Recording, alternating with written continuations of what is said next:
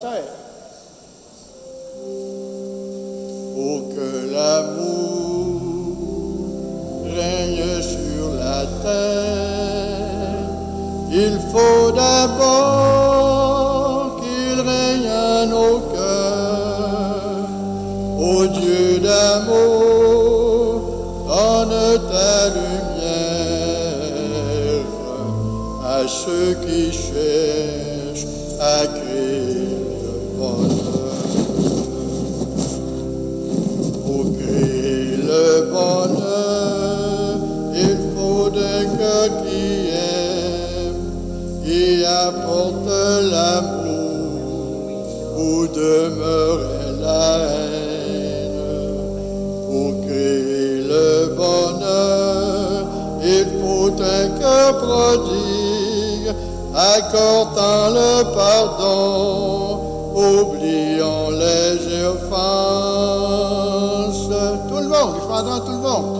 Pour que l'amour règne sur la terre, il faut d'abord qu'il règne à nos cœurs. Oh là là là.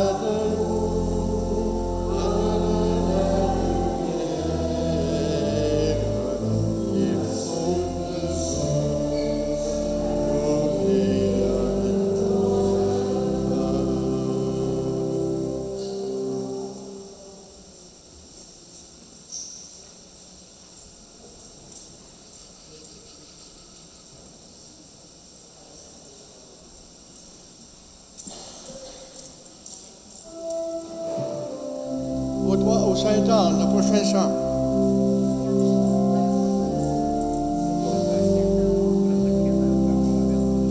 Ô toi, ô Saint-Anne, je viens et je prie, reçois ma prière, immonde et supplie, Sainte-Anne, ô ma mère, ranime ma foi, au sein de ma peine, j'ai recours à toi. Tout le monde, ok? Et toi, ô Sainte-Anne, ô Mère bénie, écoute mon âme, intercède et prie. Grâce à toi, Sainte-Anne, quand tombe le soir, je garde confiance, la paix et l'espoir. Allô? Ô chère Sainte-Anne, que j'aime encore plus, la Vierge Marie et son Fils Jésus. Ô toi, ô Sainte-Anne, je veux te prier, sois bonne et puissante, daigne m'exaucer. Tout le monde. Et toi, ô Sainte-Anne, oh, fort que ça, écoute mon âme, intercède et prie. Grâce à toi, Sainte-Anne, quand tombe le soir, je garde confiance, la paix et l'espoir.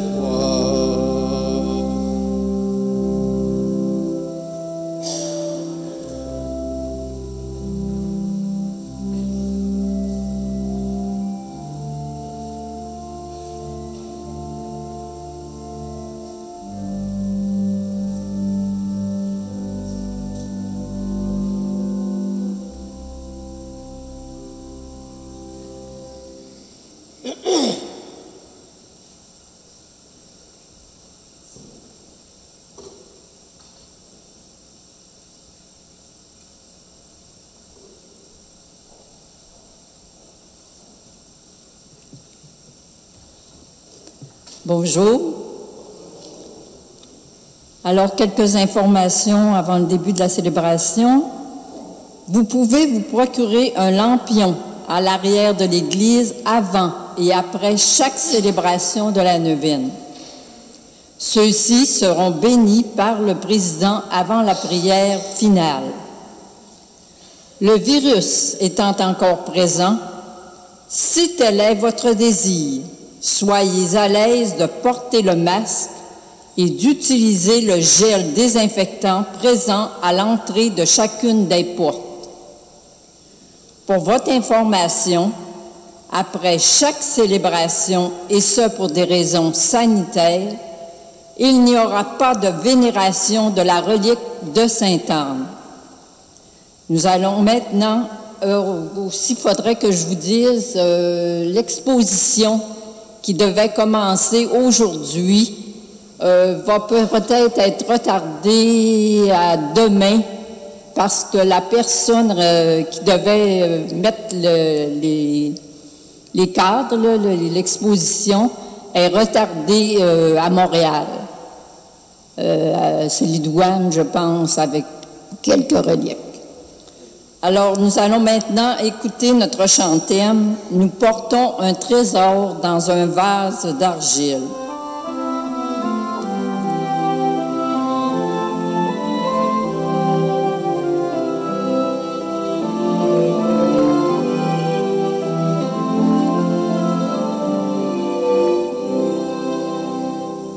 Nous portons un trésor dans des vases d'argile, argile de nos corps, trésor d'évangile, trésor de foi et d'espérance, dont la richesse nous surprend, trésor de vie et de présence, qui nous dépasse infiniment, un trésor. Nous portons un trésor dans des vases d'argile, argile de nos corps, trésor d'évangile.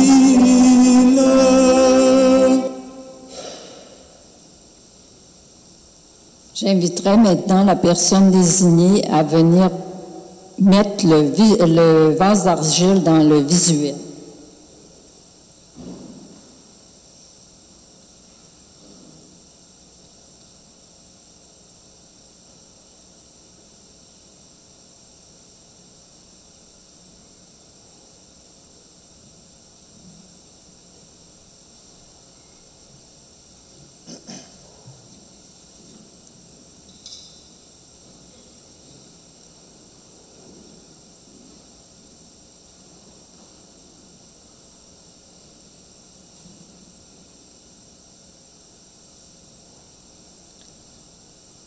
Alors jure-toi un trésor de contemplation et d'émerveillement et d'admiration.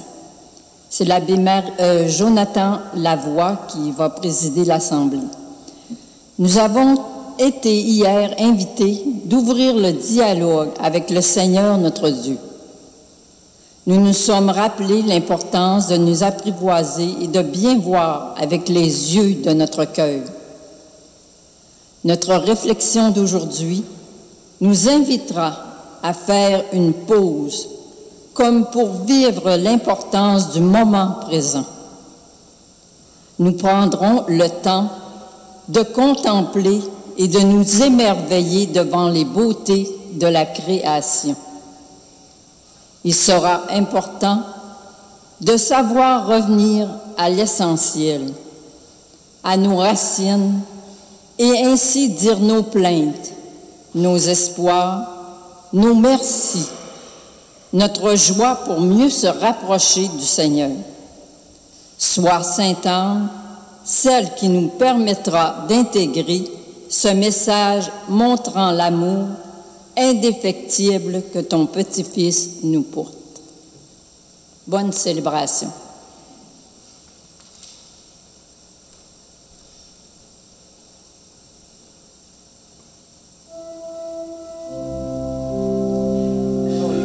chanter Vive Sainte-Anne.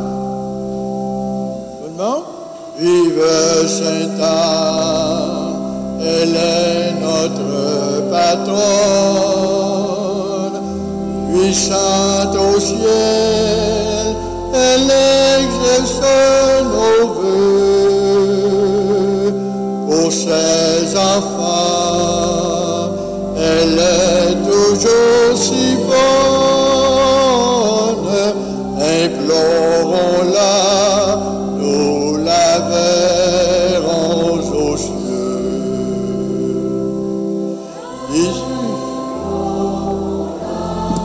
Nous la verrons aux cieux. Ici, chrétiens, la fervente prière obtient santé, pardon, grâce et bonheur. Jamais la foi dans ce doux sanctuaire de vie Sainte-Anne, insensible au bonheur. Tout le monde, je vais vous entendre fort. Vive Sainte-Anne, elle est notre patronne, puissante au ciel, elle exauce nos vœux. Ses enfants, elle est toujours si bonne, implorons-la, nous la verrons aux cieux. Implorons-la, nous la verrons aux cieux. Merci. Au nom du Père, du Fils et du Saint-Esprit, la grâce de Jésus notre Seigneur, l'amour de Dieu le Père et la communion de l'Esprit Saint soient toujours avec vous. Bonjour. Un bonjour spécial à tous ceux qui nous regardent depuis la maison via Facebook. Ça prend bien que Sainte-Anne pour rassembler autant de gens à 7h30 le matin. C'est impressionnant quand même de voir ça. Alors disposons-nous à célébrer cette Eucharistie. Nous portons un trésor dans des vases d'argile. Je ne sais pas si les vases sont pleins ou vides ou à moitié pleins ou à moitié vides, mais on vient les présenter au Seigneur ce matin, nos vases, nos misères, nos faiblesses, nos difficultés, nos défis, nos espoirs, par l'intercession de la bonne Sainte-Anne. Implorons sur nous la miséricorde de Dieu. Seigneur Jésus, envoyé pour guérir les cœurs qui reviennent vers toi, Seigneur, prends pitié. Ô Christ, venu appeler les pécheurs, ô Christ, prends pitié. Seigneur, qui siège à la droite du Père, où tu intercèdes pour nous, Seigneur, prends pitié. Que Dieu Tout-Puissant nous fasse miséricorde, qu'il nous pardonne nos péchés et nous conduise à la vie éternelle. Prions le Seigneur.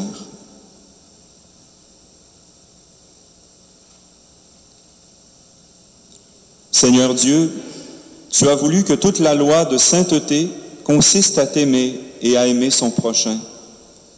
Donne-nous de garder tes commandements et de parvenir ainsi à la vie éternelle, par Jésus-Christ, ton Fils, notre Seigneur, qui vit et règne avec toi dans l'unité du Saint-Esprit, Dieu pour les siècles des siècles.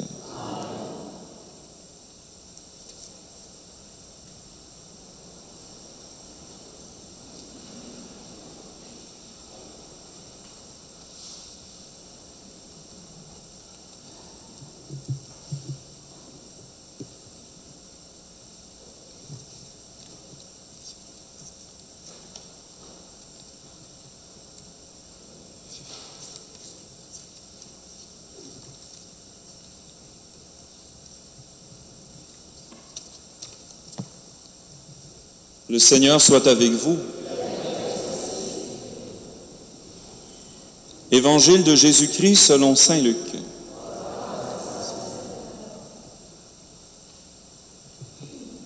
En ces jours-là, Marie se mit en route et se rendit avec empressement vers la région montagneuse, dans une ville de Judée. Elle entra dans la maison de Zacharie et salua Élisabeth. Or, quand Élisabeth entendit la salutation de Marie, l'enfant tressaillit en elle. Alors Élisabeth fut remplie d'Esprit Saint et s'écria d'une voix forte, « Tu es bénie entre toutes les femmes, et le fruit de tes entrailles est béni. D'où m'est-il donné que la mère de mon Seigneur vienne jusqu'à moi? Car lorsque tes paroles de salutation sont parvenues à mes oreilles, l'enfant a tressailli d'allégresse en moi. Heureuse celle qui a cru à l'accomplissement des paroles qui lui furent dites de la part du Seigneur. » Marie dit alors, « Mon âme exalte le Seigneur, exulte mon esprit en Dieu mon Sauveur. Il s'est penché sur son humble servante. Désormais tous les âges me diront bienheureuse. Le Puissant fit pour moi des merveilles, saint est son nom. Sa miséricorde s'étend d'âge en âge sur ceux qui le craignent. Déployant la force de son bras, il disperse les superbes. Il renverse les puissants de leur trône. Il élève les humbles. Il comble de biens les affamés. Il renvoie les riches les mains vides. Il relève Israël, son serviteur. Il se souvient de son amour, de la promesse faite à nos pères, en faveur d'Abraham et de sa descendance à jamais. Marie resta avec Élisabeth environ 3 mois, puis elle s'en retourna chez elle. Acclamons la parole de Dieu.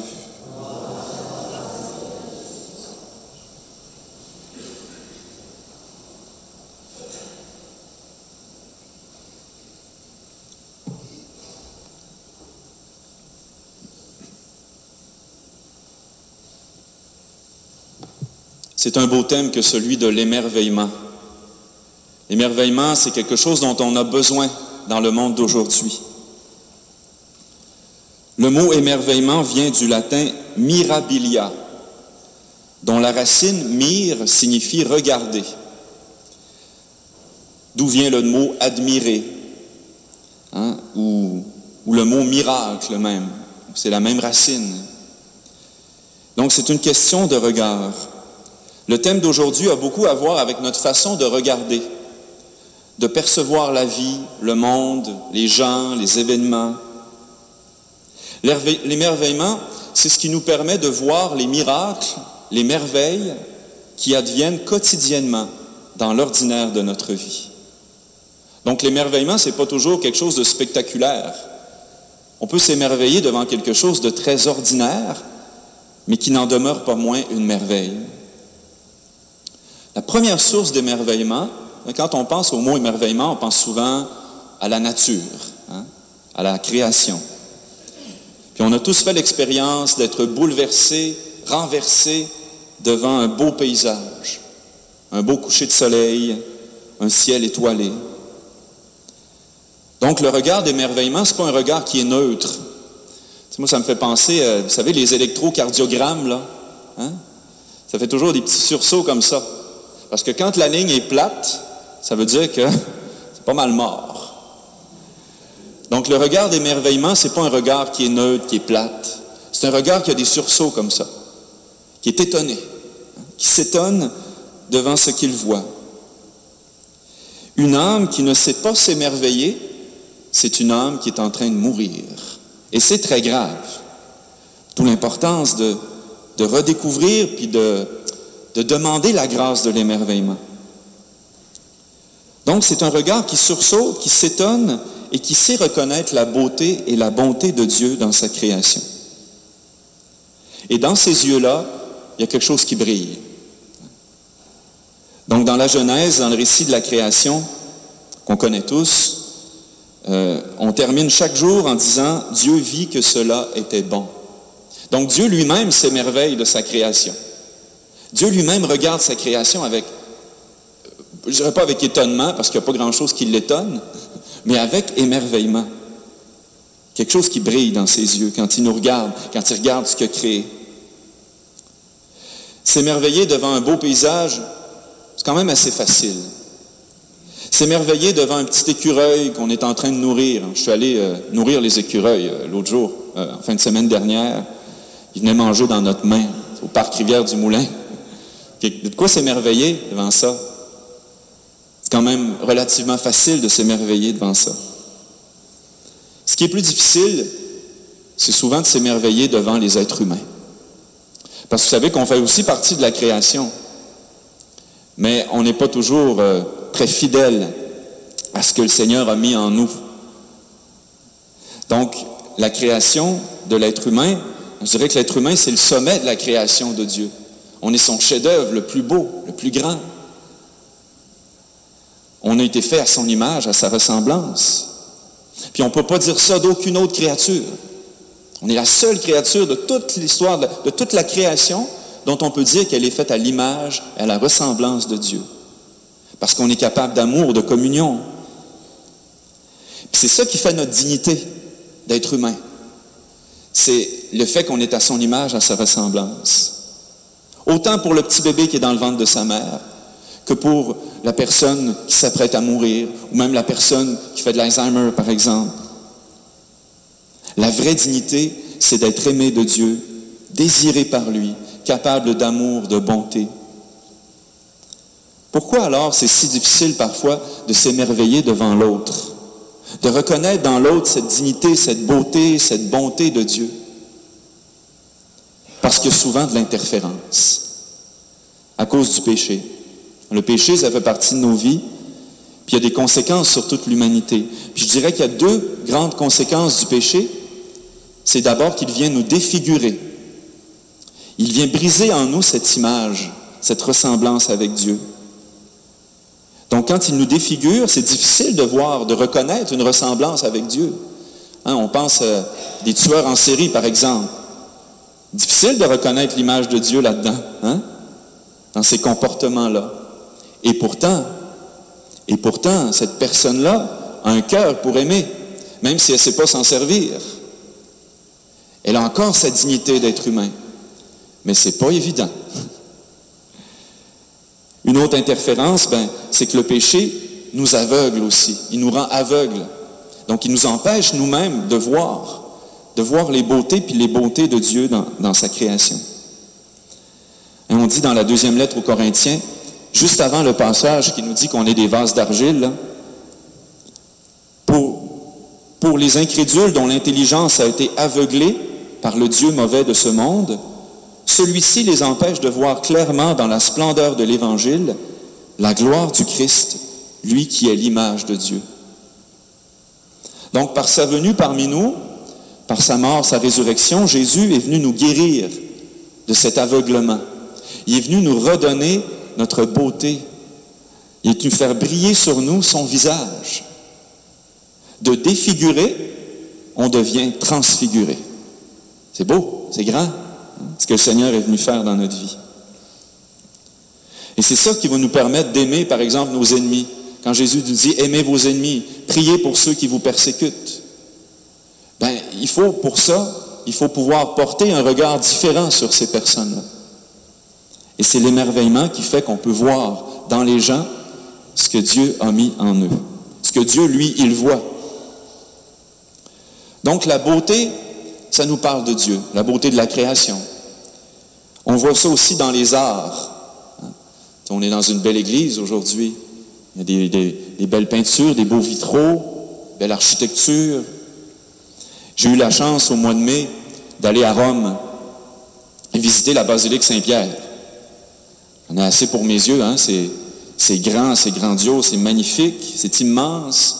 Puis je pensais aux artisans qui ont fait tout ça, là. Les architectes, les sculpteurs, les peintres, les orfèvres, qui ont réalisé tout ça avec les moyens de l'époque. Puis il y a vraiment de quoi s'émerveiller.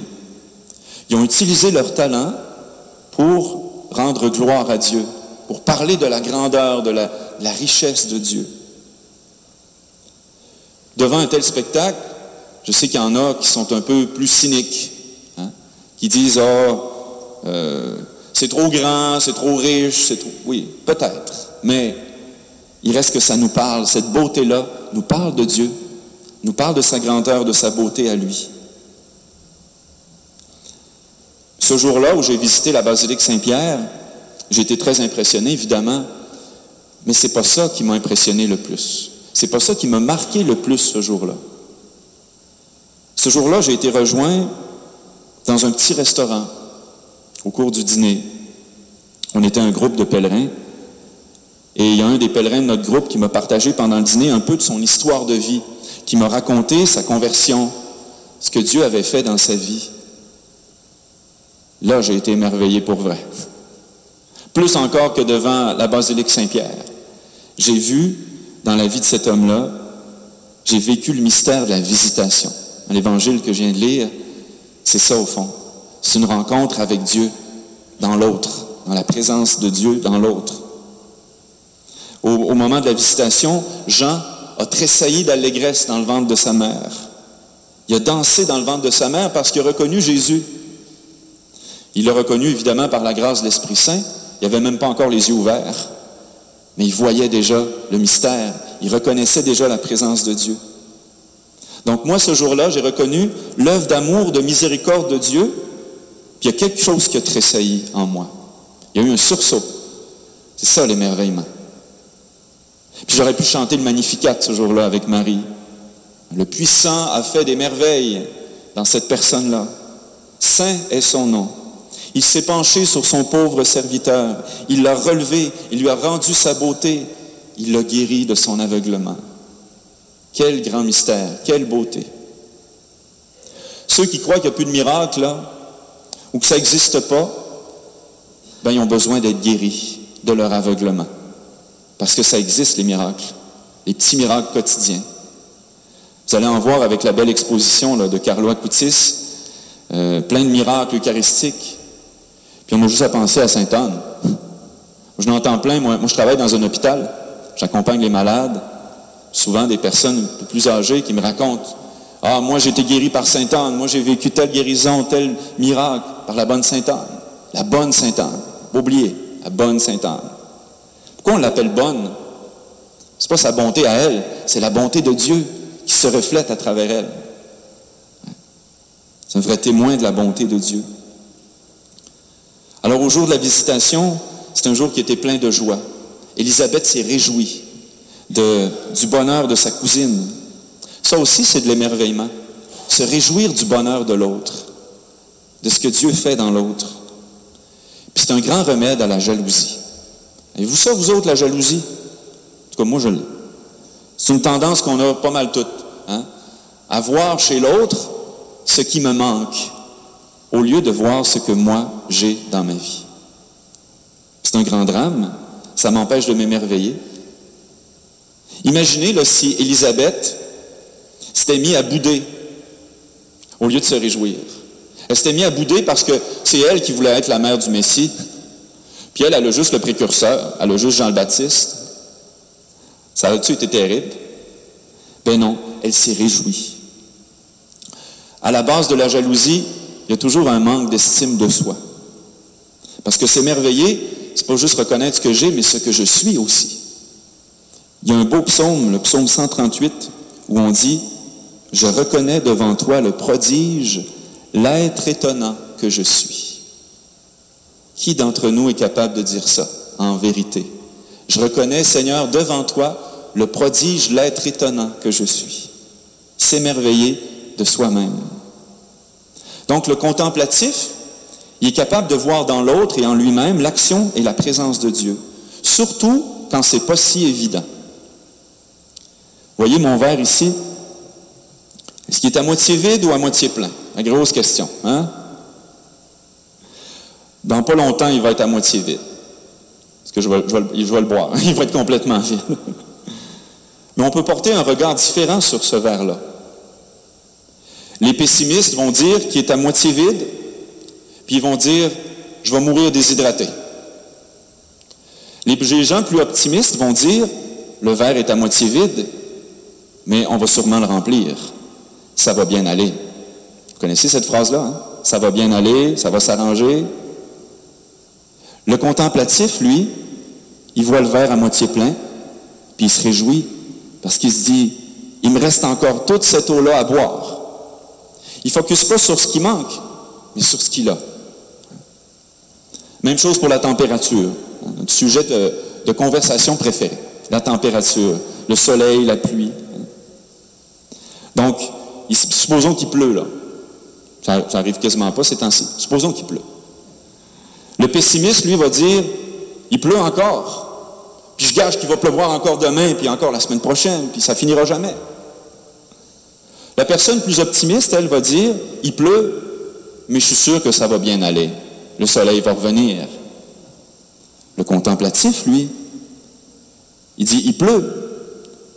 Je ne vois pas le soleil, mais je sais qu'il brille, par exemple, au-dessus des nuages. Je sais qu'il brille là, présentement. Il est en train de briller. Peut-être pas pour moi, mais pour quelqu'un d'autre. Puis il se réjouit de ça.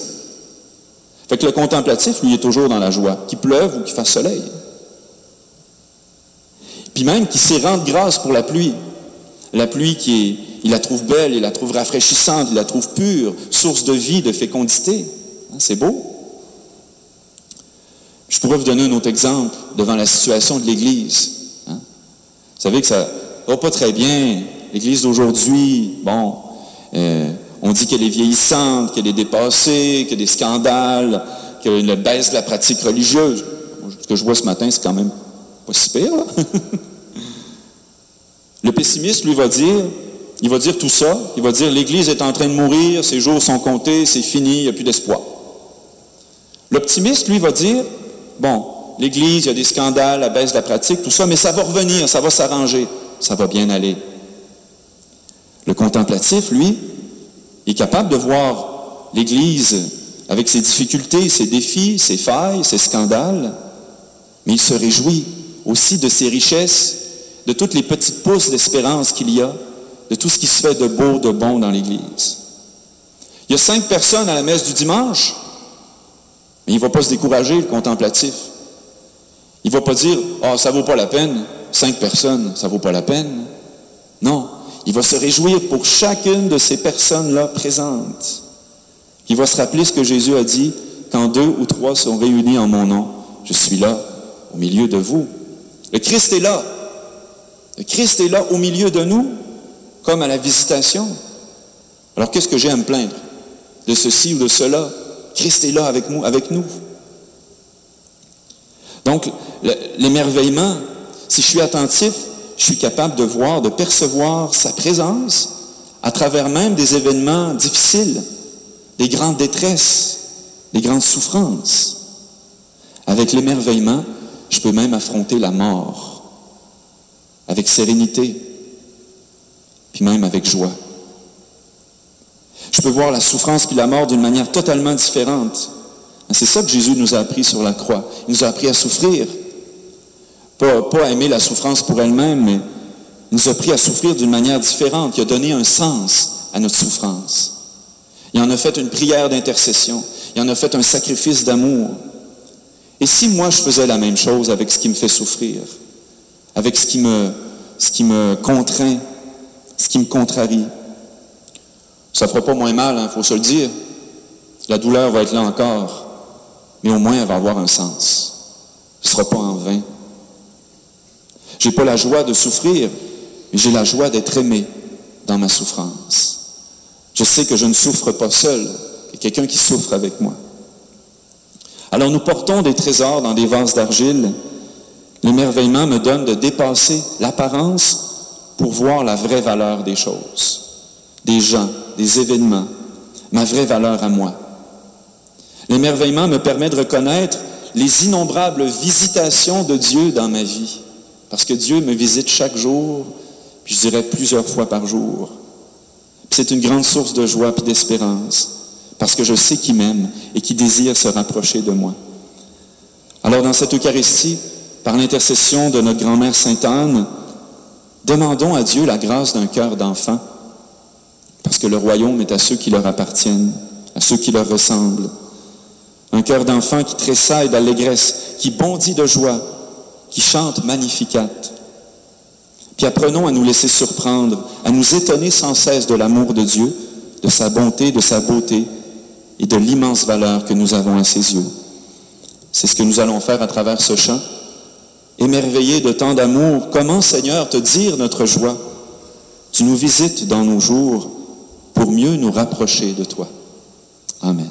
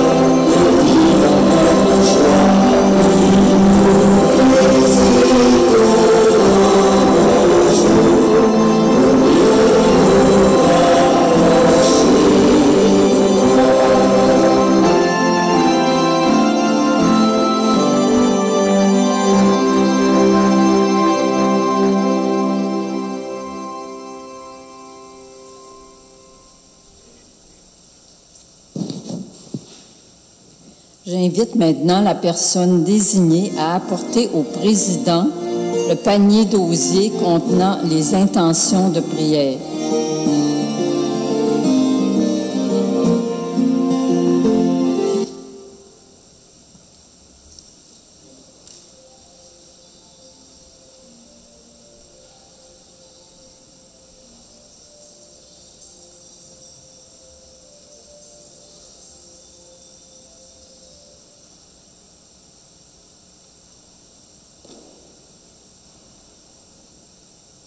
Nos frères et nos sœurs autochtones ont une riche histoire transmise oralement de génération en génération.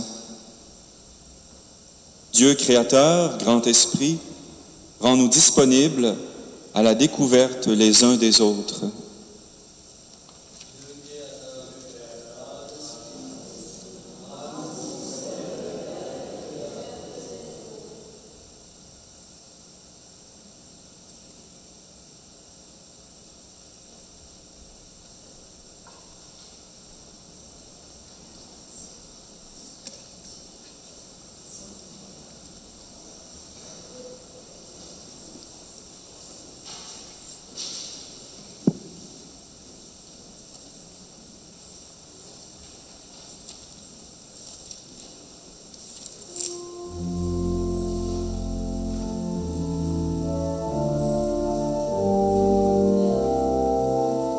Laudate Anam, de notre patronne, louons les grandeurs, Sainte Anne et si bonne, chantons ses faveurs.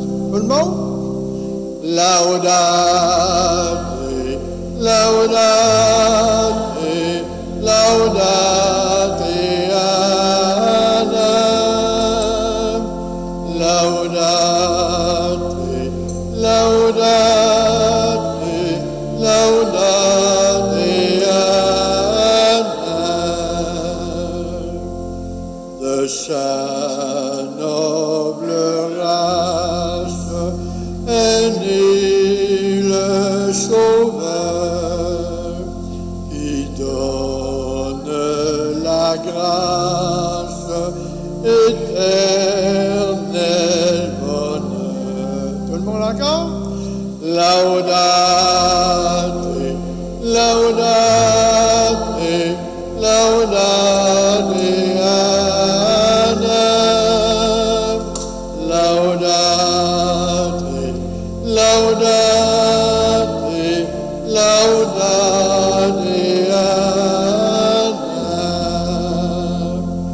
Ô consolatrice des cœurs malheureux, sois-nous très propice, exauce nos vœux.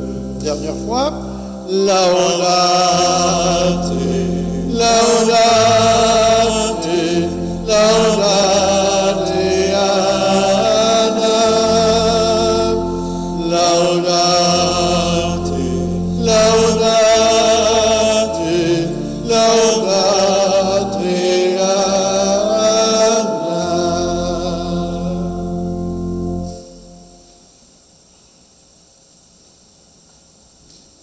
L'Eucharistie d'aujourd'hui est offerte aux intentions des parents défunts de Madame Marie-France Tremblay. Prions ensemble au moment d'offrir le sacrifice de toute l'Église.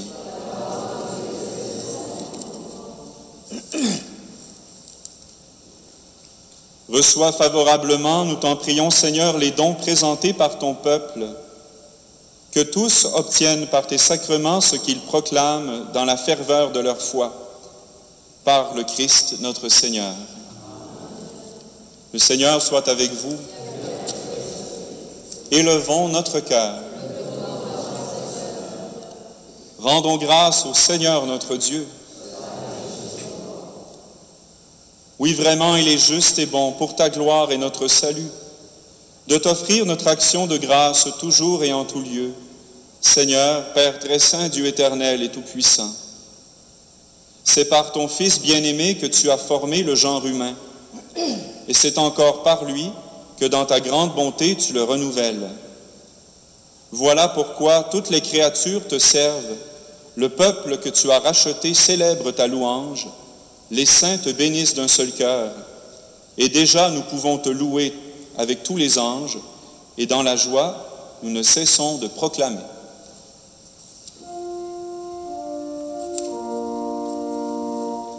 C'est le Seigneur, c'est le Seigneur, Joie dans le ciel, et paix dans nos cœurs. C'est le Seigneur, et gloire au Dieu créateur. Hosanna, Hosanna, Hosanna au plus haut des cieux. Chantez le Seigneur, il vient dans nos cœurs, en lui notre bonheur. Terre et ciel sont remplis de sa gloire, et son règne subsiste sans fin. Béni celui qui vient, au nom du trois saint. Hosanna, Hosanna, Hosanna au plus haut des cieux. Chantez le Seigneur, il vient dans nos cœurs, en lui notre bonheur.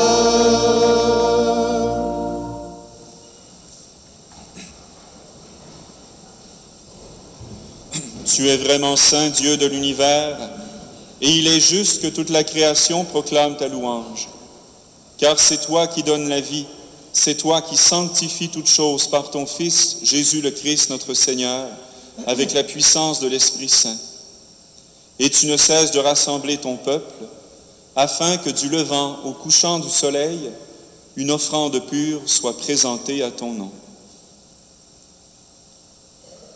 C'est pourquoi nous te supplions, Seigneur, de consacrer toi-même les offrandes que nous apportons. Sanctifie-les par ton Esprit, pour qu'elles deviennent le corps et le sang de ton Fils, Jésus le Christ, notre Seigneur.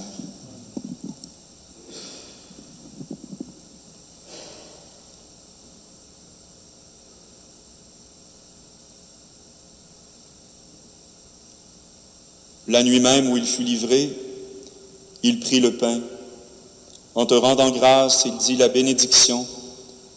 Il rompit le pain et le donna à ses disciples en disant, « Prenez et mangez-en tous. Ceci est mon corps livré pour vous. »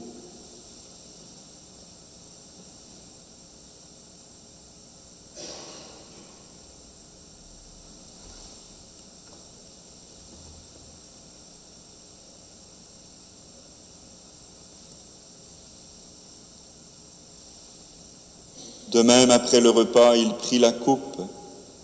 En te rendant grâce, il dit la bénédiction et donna la coupe à ses disciples en disant, « Prenez et buvez-en tous, car ceci est la coupe de mon sang, le sang de l'alliance nouvelle et éternelle qui sera versé pour vous et pour la multitude en rémission des péchés. Vous ferez cela en mémoire de moi. »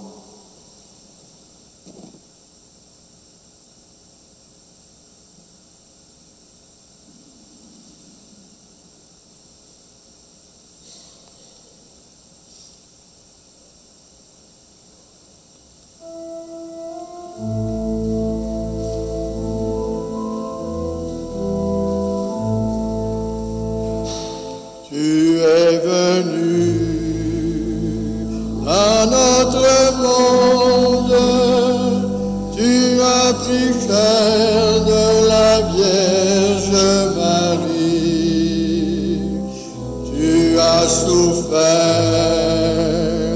Dans notre monde, tu as donné ton corps et ton sang.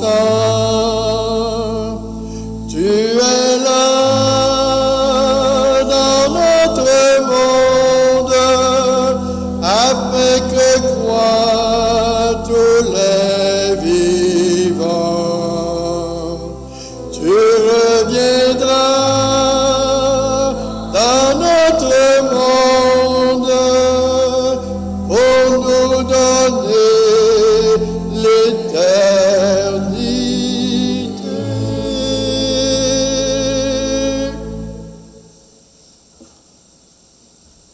En faisant ainsi mémoire de ton Fils, de sa passion qui nous sauve, de sa glorieuse résurrection et de son ascension dans le ciel, alors que nous attendons son dernier avènement, nous t'offrons, Seigneur, en action de grâce, ce sacrifice vivant et saint.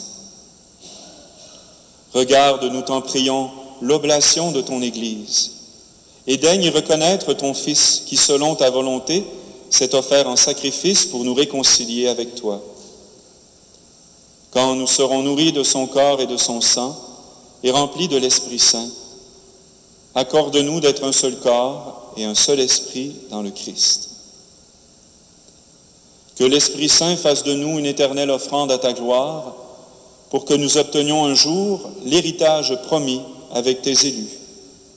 En premier lieu, la bienheureuse Vierge Marie, Mère de Dieu, avec Saint Joseph, son époux, les bienheureux apôtres, les glorieux martyrs, Sainte Anne, et tous les saints qui ne cessent d'intercéder auprès de toi et nous assurent de ton secours. Et maintenant, nous te supplions, Seigneur, par le sacrifice qui nous réconcilie avec toi, étends au monde entier le salut et la paix. Affermis ton Église en pèlerinage sur la terre, dans la foi et la charité, en union avec ton serviteur, notre pape François, et notre évêque René, l'ensemble des évêques, les prêtres, les diacres et tout le peuple que tu as racheté. Écoute en ta bonté les prières de ta famille que tu as voulu rassembler devant toi. Dans ta miséricorde, ramène à toi, Père très aimant, tous tes enfants dispersés. Pour nos frères et sœurs défunts, et pour tous ceux qui ont quitté ce monde et trouvent grâce devant toi, nous te prions.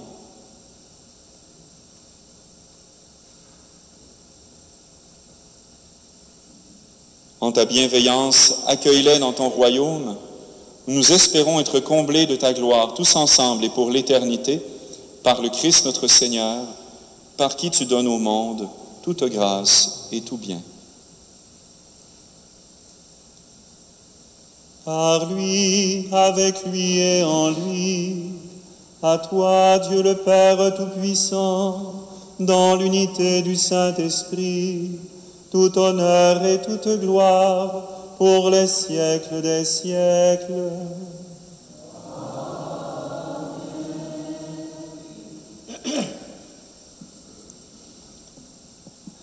Unis dans un même esprit, redisons avec confiance la prière que nous avons reçue du Sauveur. Notre Père qui es aux cieux, que ton nom soit sanctifié, que ton règne vienne, que ta volonté soit faite sur la terre comme au ciel. Donne-nous aujourd'hui notre pain de ce jour. Pardonne-nous nos offenses, comme nous pardonnons aussi à ceux qui nous ont offensés. Et ne nous laisse pas entrer en tentation, mais délivre-nous du mal. Délivre-nous de tout mal, Seigneur, et donne la paix à notre temps. Soutenus par ta miséricorde, nous serons libérés de tout péché, à l'abri de toute épreuve, nous qui attendons que se réalise cette bienheureuse espérance, l'avènement de Jésus-Christ notre Sauveur.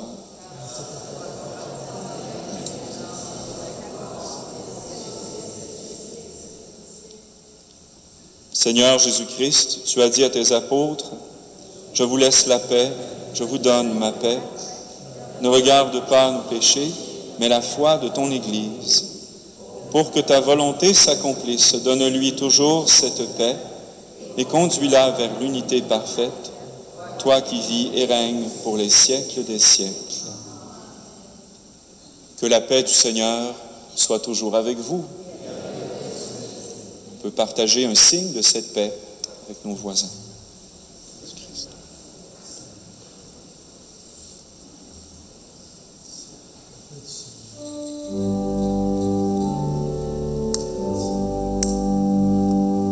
Agneau de Dieu, immolé pour la vie du monde, donne-nous la vie, donne-nous la vie.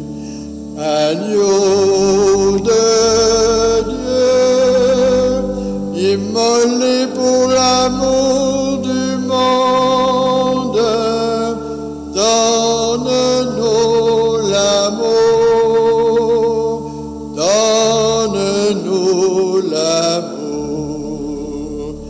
Agneau de Dieu, donne-nous le bien du monde, donne-nous la paix, donne-nous la paix.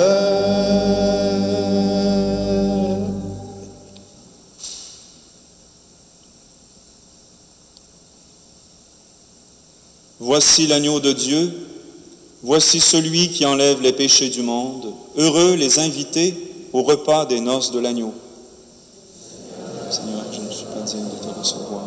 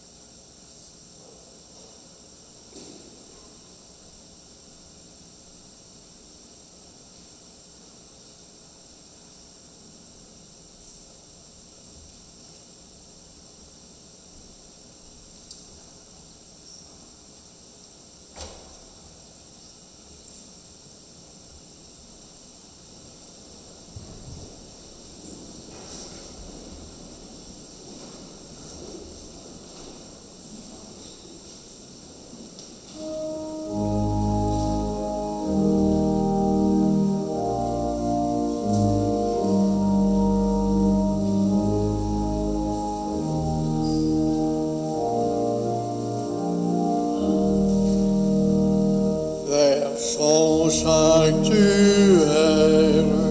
depuis 300 ans. La Vierge à sa mère conduit ses enfants. Tout le monde daigne Saint-Anne en un si beau jour.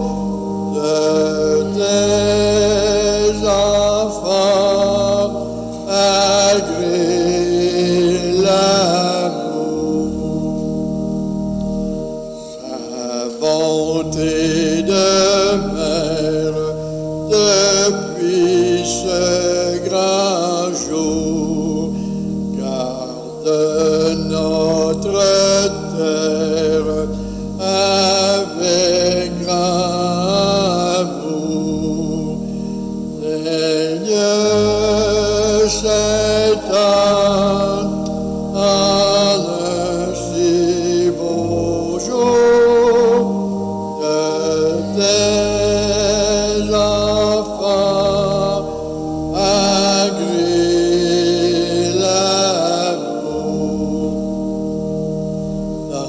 chaque famille, son nom est chanté.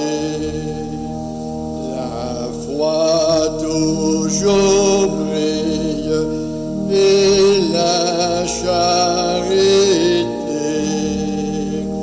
Daigne, Sainte Anne, en un si beau jour,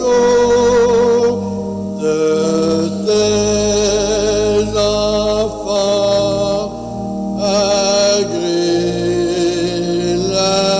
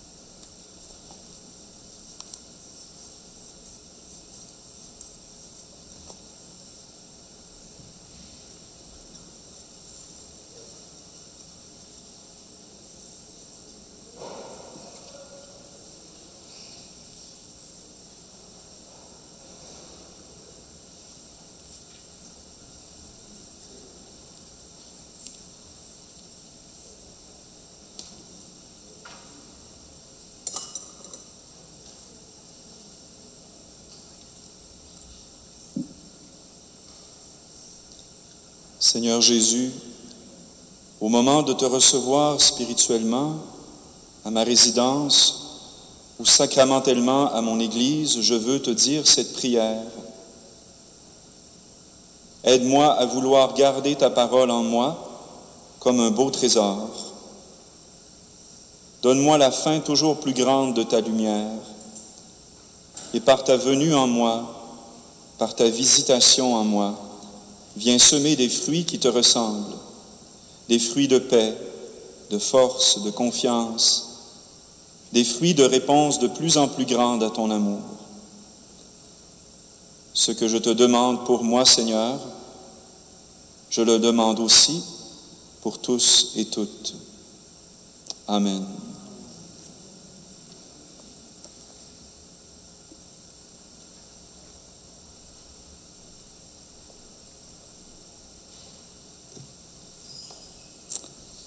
Alors, Jonathan, je vais faire deux petites annonces, si tu veux bien. Puis, je te dis un beau bonjour. Alors, un rappel, comme hier, on disait que mercredi, demain, d'une manière exceptionnelle, il y a seulement une célébration d'après-midi à 14 h. Une célébration avec une messe, onction des malades. On va être 6 prêtres pour offrir l'onction des malades à tout le monde qui va venir. Simple pour vous le rappeler. C'est juste dans un contexte un peu spécial. On l'a fait quand même. Puis on va vivre ça avec une manière sécuritaire. C'est pour vous dire ça. L'autre petite affaire que je vous dirais, c'est qu'on reçoit des prières sur Internet, sur ce Facebook de paroisse. Alors nous autres, on découpe ces petites prières-là que le monde nous envoie en enregistrement direct, puis je le dépose à chaque jour sur notre beau panier d'intention. On confie tout ça à Saint-Anne. Alors on ne gêne pas.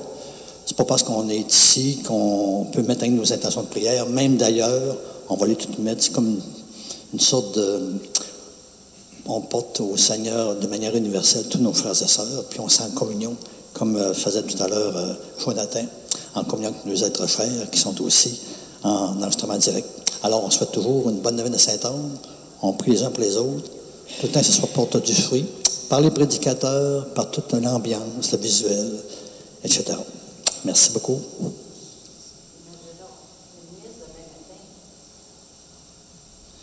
Bon, il change une équipe. Alors, c'est sûr que les messes, habituellement, à 7h30, sont tout le temps là, OK? À 19h, tous les 9 jours de temps. Mais demain, on a rajouté une messe pour l'onction des malades. Mais à raison, Claire. C'est sûr que la messe à 7h30 a lieu comme d'habitude, avec la prédication par un autre prédicateur, puis à 19h aussi. Merci, Claire. C'est plus clair.